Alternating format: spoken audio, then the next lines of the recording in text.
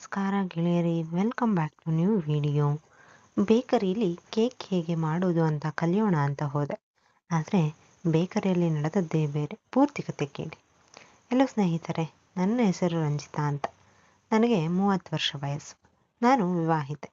ಮದುವೆ ಆಗಿ 1 ವರ್ಷ ಆಗಿದೆ. ನನ್ನ ಗಂಡ ಕೆಲಸ, ಫ್ರೆಂಡ್ಸ್ ಅಂತ ಸ್ವಲ್ಪ ಬ್ಯುಸಿ ಆಗಿರೋ ವ್ಯಕ್ತಿಯಾಗಿದ್ದರು.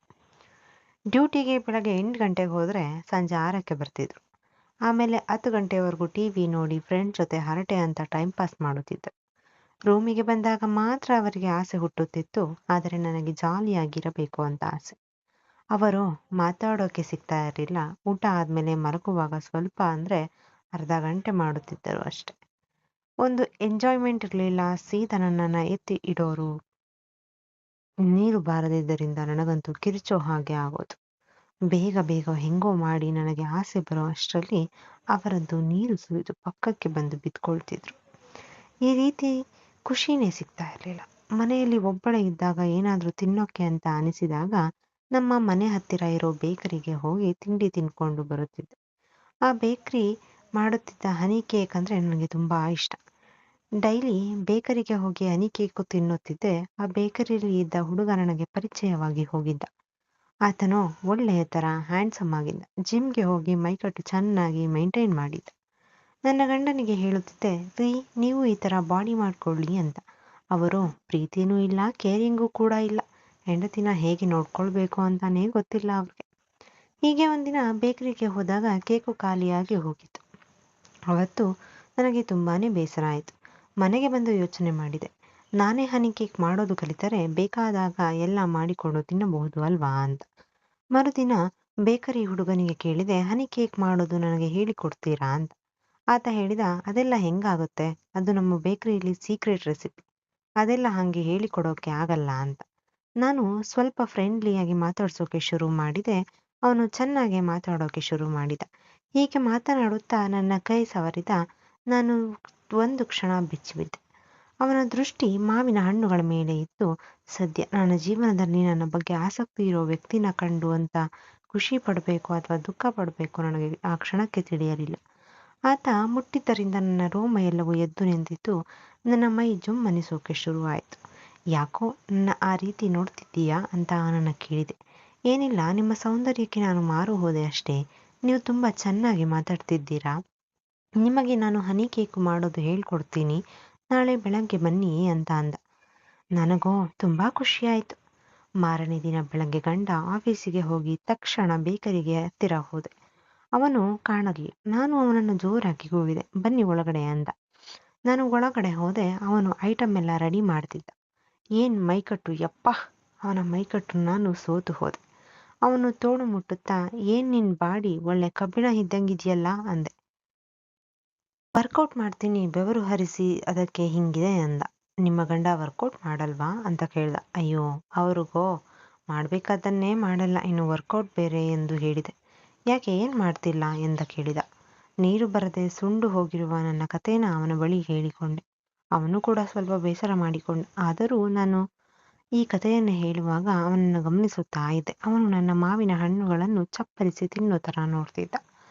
ನನಗೆ ಗೊತ್ತಿದ್ರು ಏನು ಕೇಳೋಕೆ ಹೋಗಲಿಲ್ಲ. ಸರಿ ಆಯಿತು, ಬನ್ನಿ ಕೇಕ್ ಮಾಡೋದು ಹೇಳ್ಕೊಡ್ತೀನಿ ಅಂದ. ನನ್ನ ಪಕ್ಕಕ್ಕೆ ಬಂದ. ನನ್ನ ಎದೆ ಬಡಿತ ಏಕೋ ಜೋರಾಗಿ ಹೊಡ್ಕೊಳ್ಳೋಕೆ ಶುರುವಾಯಿತು. ಅವನು ನನ್ನ ಪಕ್ಕ ನಿಂತ್ಕೊಂಡು ನನ್ನ ತಾಕುತ್ತಿದ್ದಾಗ ನನ್ನ ಕಮಲದ ಹೂವು ನಿಧಾನಕ್ಕೆ ಹರಡುತ್ತಿತ್ತು. ನನ್ನ ಭಾವನೆಯನ್ನು ಅವನು ನೋಡುತ್ತಿದ್ದ. ಅವನಿಗೂ ಅರ್ಥ ಹೋಗೋಯ್ತು ಅನಿಸುತ್ತೆ ನನ್ನ ಒಳಗಡೆ ಏನೋ ನಡೀತಿದೆ ಅಂತ. ನನ್ನ ಮುಖ ನೋಡಿದವನೇ ನನ್ನನ್ನು ಫಟ್ ಅಂತ ಎಳೆದುಕೊಂಡ. ನಾನು ಏನು ಮಾತನಾಡದೆ ಸುಮ್ಮನೆ ಇದ್ದೆ. ನನ್ನ ಮೌನ ಆಗಲೇ ಅವನಿಗೆ ಅರ್ಥವಾಗಿತ್ತು. ಅಲ್ಲೇ ಪಕ್ಕದಲ್ಲಿ ಇದ್ದ ಟೇಬಲ್ ಮೇಲೆ ನನ್ನನ್ನು ಎತ್ತು ಕೂರಿಸಿದ. ನನ್ನ ಹೂವಿನಿಂದ ಜೇನನ್ನು ಏರುತ್ತಾ ನನ್ನನ್ನು ಹಾಗೆ ದಬಾಕಿಸಿದ. ನನ್ನ ಮಾವಿನ ಹಣ್ಣುಗಳನ್ನು ಕಣ್ಣು ತುಂಬ ನೋಡಿಕೊಂಡು ಬಾಯಲ್ಲಿ ನೀರು ತುಂಬಿಕೊಂಡ. ನನ್ನ ಹನಿ ಕೇಕ್ಗಿಂತ ಈ ಮಾವಿನ ಹಣ್ಣು ತುಂಬ ಸಿಹಿಯಾಗಿದೆ ಎಂದು ಒಂದೇ ಸಮನೆ ಮಾವಿನ ಹಣ್ಣನ್ನು ತಿನ್ನಲು ಶುರು ಮಾಡಿದ. ಅಬ್ಬಾ! ಆ ಕಮಲದ ನಿಧಾನವಾಗಿ ನೀರು ಹರಿಯಲು ಶುರುವಾಯಿತು. ಆ ನೀರು ಅಷ್ಟು ದಿನ ಆದರೂ ನಾನು ಕಂಡಿರಲಿಲ್ಲ.